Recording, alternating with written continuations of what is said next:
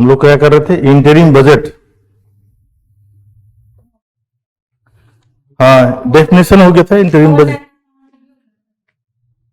Vote on account हो गया है ना। अब ये सीधा बजट पे, इंटरिम बजट।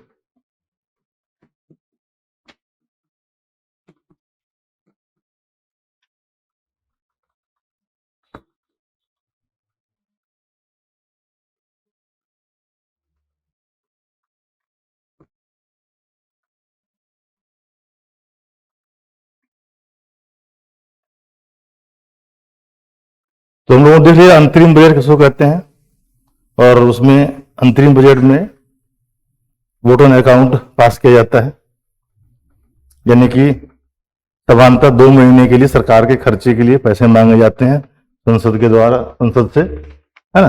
इसका अप्रूवल होता है और उस पर कोई डिस्कशन वगैरह नहीं होता, वो सीधे पास कर दिए जाते हैं। एक मेंटेनिंग अमाउंट इनको दिया जाता है कि हाँ आप सरकार कंटिन्यू रखिए, उसके लिए अप्रूवल मिलता है। ये फुल फ्लेज बजट अभी आएगा आपको शायद मई में तो नहीं, जून में तो इलेक्शन ही शायद है, जुलाई अगस्त में आपको आएगा, है ना। तो जब उसमें इकोनॉमिक सर्वे भी आएगा, जैसा कि निर्मला सीतारमण ने कहा था कि हाँ कि मैं इकोनॉमिक सर्वे उसमें लेकर के आऊंगी, अगर ये आते हैं तो दूसरा को आएंगे, दूसरा लेके आएंगे, उसमें कोई फर्क नहीं पड़ता है हम लोगों को, है ना। अजी इंटरिम बजट, इसमें क्या क्या बातें कही गई है। फर्स्ट बात जो कही गई, first inclusive development and growth के बारे में कहा गया। पहला है, पर हेडिंग दीजिएगा,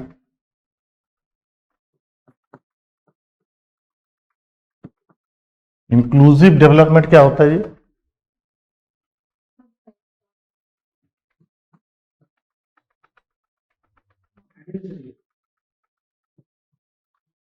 हाँ, समावेशी विकास और वृद्धि।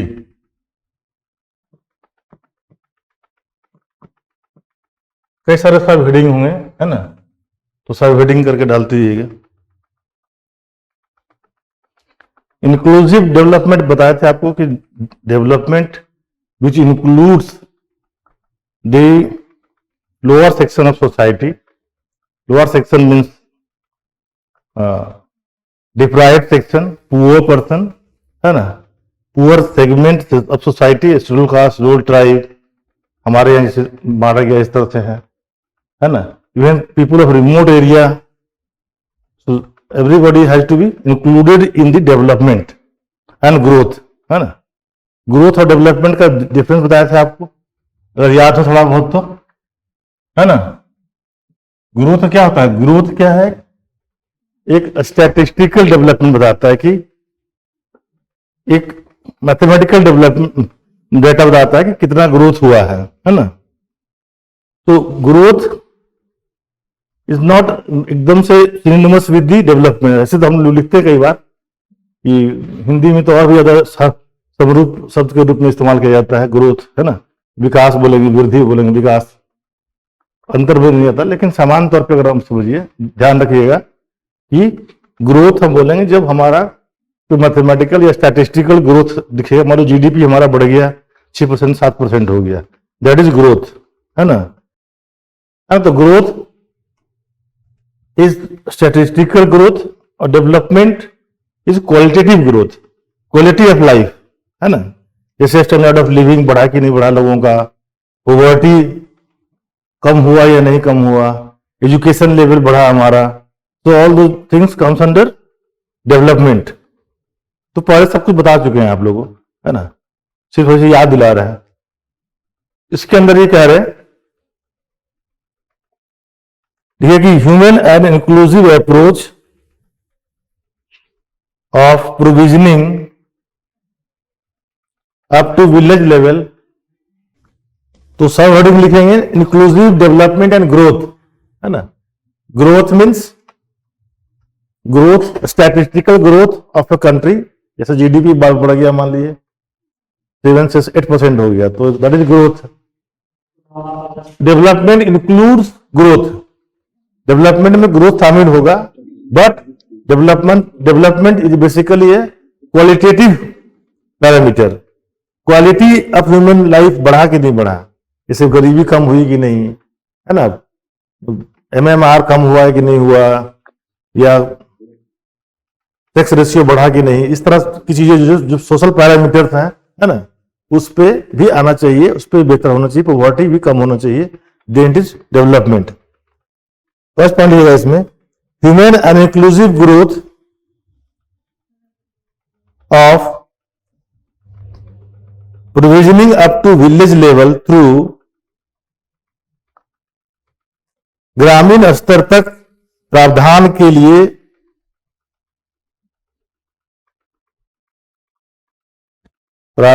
लिए विकास के प्रति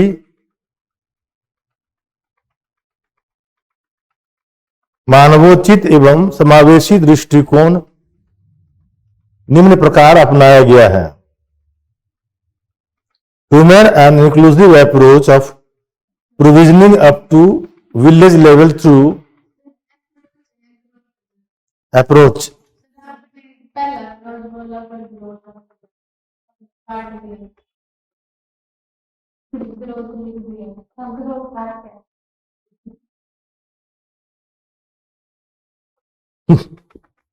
human and inclusive approach of provisioning up to village level through ग्रामीण स्तर तक प्रावधान के लिए विकास के प्रति मानवोचित और समावेशी दृष्टिकोण निम्न प्रकार अपनाया गया है।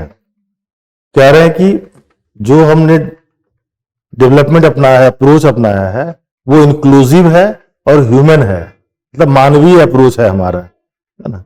और कहां तक जाएगा हमारा विकास? अप टू विलेज लेवल, ग्रामीण स्तर तक जाएगा, जिसमें क्या क्या शामिल है? देखिए, हाउसिंग फॉर ऑल, सभी के लिए आवास,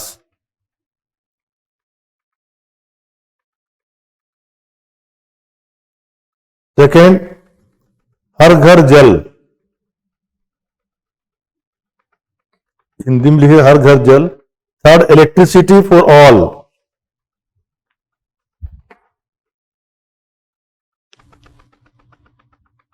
then cooking gas for all,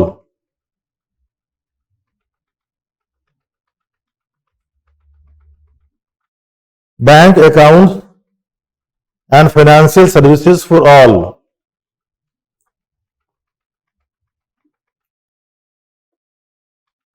and financial services for all,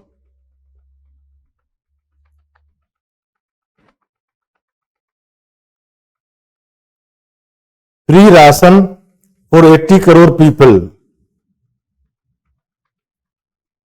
free ration for 80 crore people, वही 5 किलो अनाज देते हैं, वही ना, उसी को बोल रहे हैं फ्री राशन। 5 किलो में चल जाएगा पूरा फैमिली।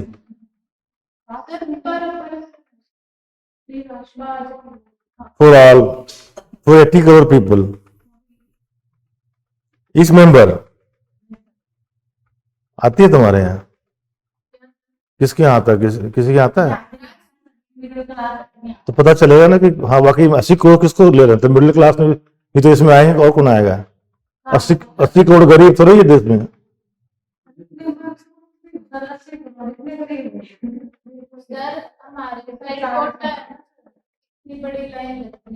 सुबह तक 6 बजे भी आप देखोगे ना,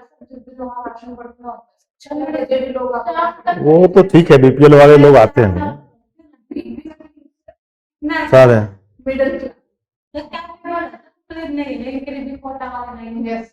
अब तो फ्री दे रहे हो तो बाहर फ्री में तो कुछ भी लोग लेने को तैयार है ना।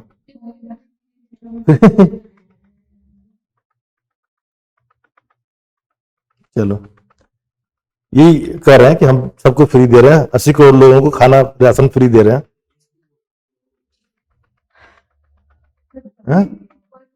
मैं तो किसी को नहीं जानता हूं, मैं जहां तक मैंने किसी को नहीं देखा कि राशन लाने जा रहा हो 5 किलो, तो जो हमारे ग्रुप में होते हैं, बाकी तो जाते होंगे, मुझे नहीं पता ज्यादा।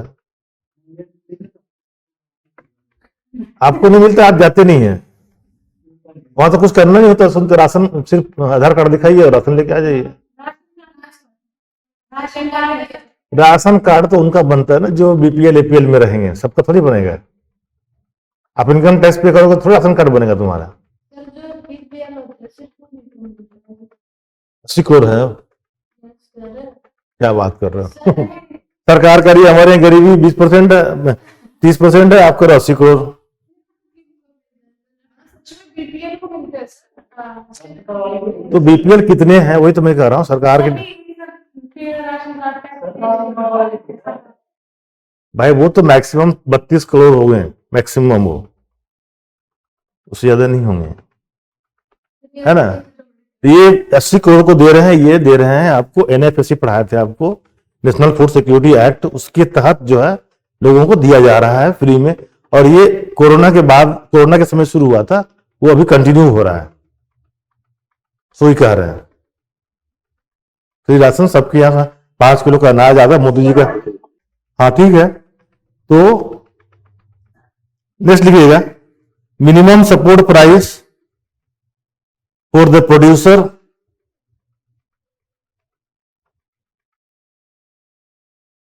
और अन्नदाता, किसानों के लिए न्यूनतम समर्थन मूल्य।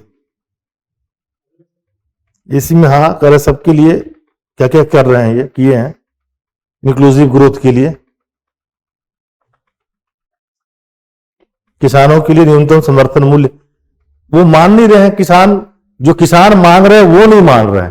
सरकार जो दे रही थी दे ही रही है ना, पढ़ाया तो थे आपको C1 C2 का जो फॉर्मूला था, है ना। सरकार C1 पे दे रही है, ये C2 मांग रहे हैं, है ना। तो ये इनका जो मांग है वो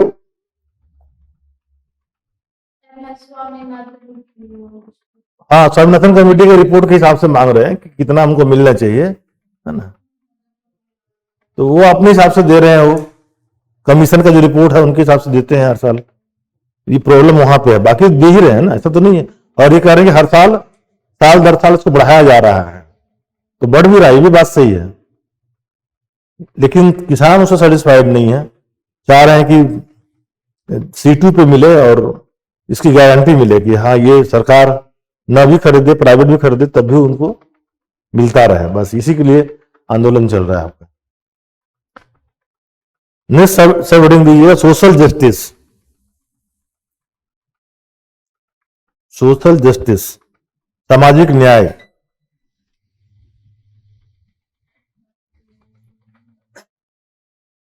development approach is all round, all pervasive and all inclusive.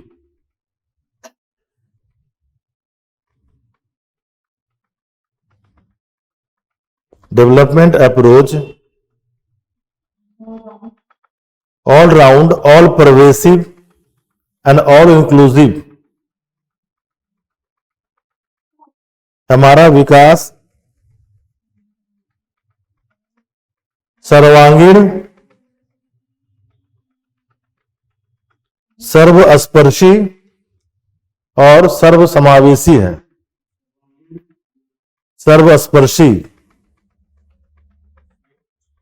स्पर्शी मतलब सब, all pervasive, PERVASIVE,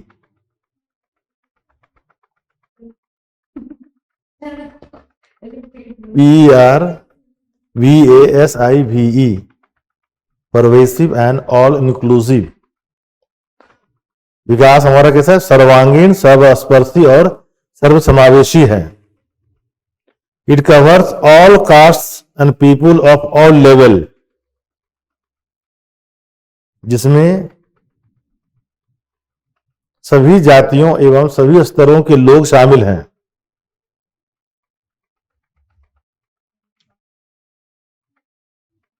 all cast, it covers all caste and people at all levels.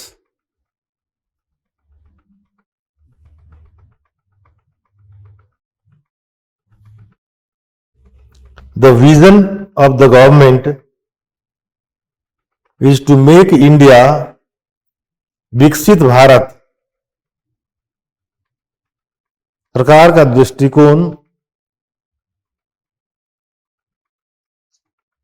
To make India विकसित Bharat eight 2047।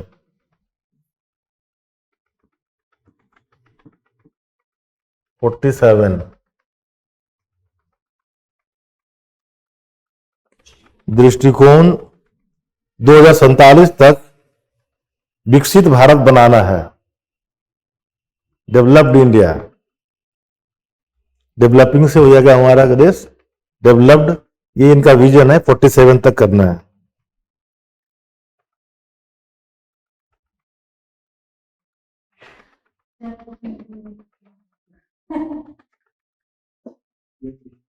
Focus is on 4 major caste, 4 प्रमुख जातियों पर ध्यान केंद्रित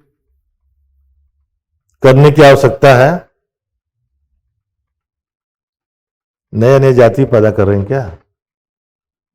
focus is on 4 major caste, 4 प्रमुख जातियों पर ध्यान केंद्रित करने की आवश्यकता है। नंबर 1 गरीब, पुअर, पहली जाति है। नंबर 2 अन्नदाता यानी किसान। नंबर 3 युवा यानी यूथ। एंड नंबर 4 महिलाएं, वुमेन। अब देख लो कौन कौन कास्ट में आ रहे हो तुम। महिला भी हो, युवा भी हो, अच्छा गरीब भी हो। ऐसा तो मत करो, चारों में आ जाना तो।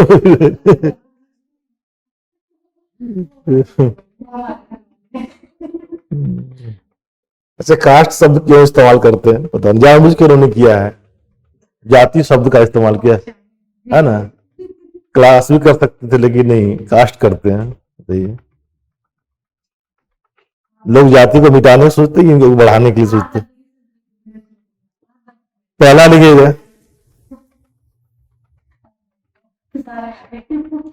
पहला लिखिए गरीब कल्याण देश का कल्याण। हाँ भाई, गरीब के लिए क्या करेंगे उसके बारे में बताएंगे, ये विचारों के बारे में बताएंगे अलग अलग से। गरीब कल्याण देश का कल्याण।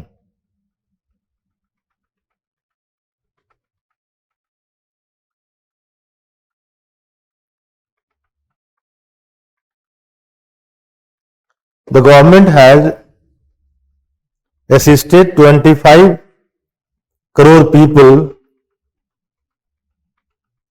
assisted 25 crore people to get freedom from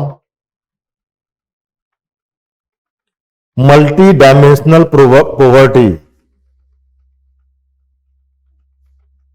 सरकार ने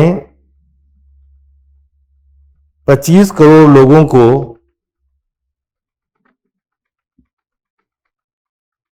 बहुआयामी गरीबी से छुटकारा दिलाया है।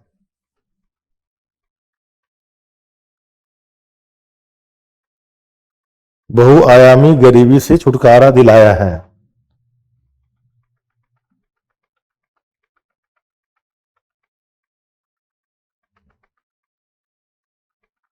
इन लास्ट 10 ईयर्स, ऐसे भी लिखिएगा। यह पिछले 10 वर्षों में संभव हुआ है।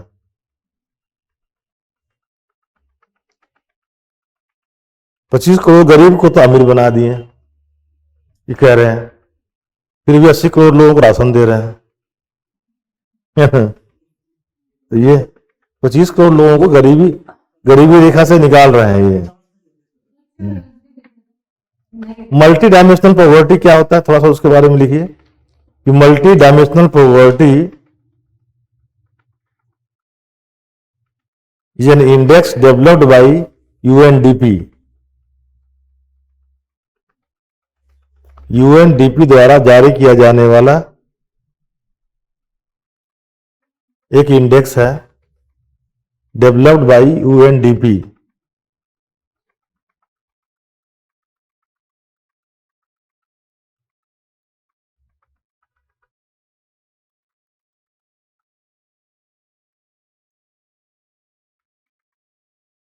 It consist of 10 indicator. इसमें 10 संकेतक शामिल किए गए हैं। ऐसे करके ब्रैकेट में लिख लीजिएगा, बजट में नहीं बोला, मैं बता रहा हूं आपको। which includes nutrition,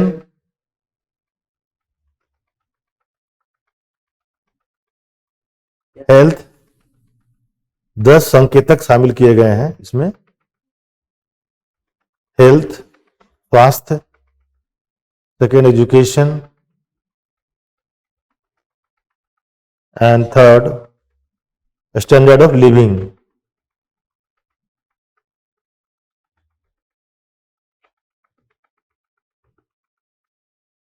जीवन स्तर, स्टैंडर्ड ऑफ लिविंग। तो ये 3 मेजर है, उसी के अंदर सब सेक्शन बना करके उन्होंने 10 बनाया। जैसे कि हेल्थ के अंदर उन्होंने बताया न्यूट्रिशन, इतना नहीं याद रखना, खाली ये 3 कंसेप्ट याद रखिएगा एटलीस्ट कि 3 मेजर है, उसी के अंदर सब डिविजन्स है। हेल्थ के अंदर न्यूट्रिशन है और चाइल्ड मोर्टेलिटी भी है। एजुकेशन के अंदर भी ईयर ऑफ स्कूलिंग है, फिर स्कूल अटेंडेंस है। तो इतना डिटेल में जाने की जरूरत नहीं है, बस ये 3 याद रखिएगा। वैसे टोटल 10 इंडिकेटर है, जो कि 3 मेजर इंडिकेटर्स, जिसके अंदर सभी 10 आते हैं। तो सरकार ने कहते हैं कि ये जो इंडिकेटर है उसके हिसाब से हमने 25 करोड़ लोगों को इस मल्टी डायमेंशनल पॉवर्टी से छुटकारा दिला दिया है। सेकेंड पॉइंट लिखिएगा, direct benefit transfer of ₹34 lakh crore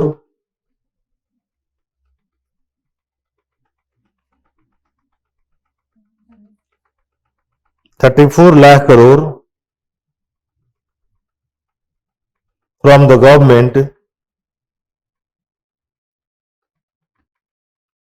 government using PM Jan Dhan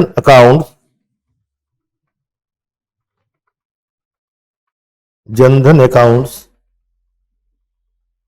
has led to saving of rupees 2.7 lakh crore for the government। ये पीएम जनधन खाते द्वारा 2.7 लाख करोड़ पीएम जनधन खाते के माध्यम से 34 लाख करोड़ रुपया का प्रत्यक्ष लाभ अंतरण किया गया। प्रत्यक्ष लाभ अंतरण किया गया, जिससे सरकार को 2.7 लाख करोड़ रुपए का बचत हुआ।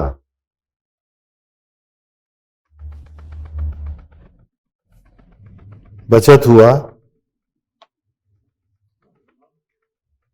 2.7 लाख करोड़ रुपए का बचत हुआ। कैसे बचत हुआ? सरकार ये कहती है कि अगर हम इतना करोड़ रुपया जो है ना, वो चला जाता है हमारा भ्रष्टाचार में, लीकेज में चला जाता है, अगर हम डायरेक्ट नहीं देते तो इनडायरेक्ट देने से, इस तरह इतना रुपया हमारा बच गया।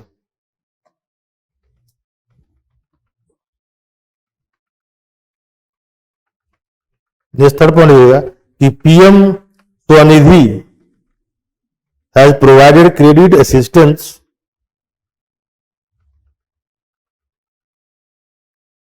to 78 lakh street vendors।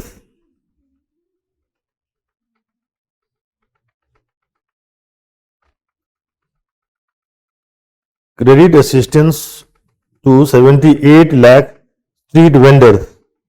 PM Svanidhi योजना के तहत 78 लाख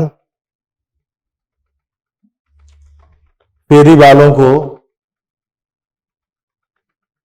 ऋण की सहायता प्रदान की गई है।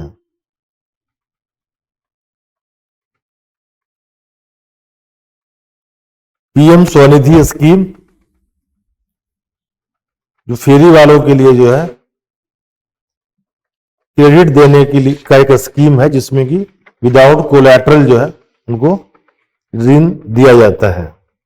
2020 से चल रही है ये योजना, ताकि वो अपना काम कर सके। जैसे फ्री वाले को सामान खरीदना होता है तो उनके पास पैसे नहीं होते हैं, तो उसके लिए जो है ऋण प्राप्त कर सकते हैं इस योजना, स्वनिधि योजना के तहत।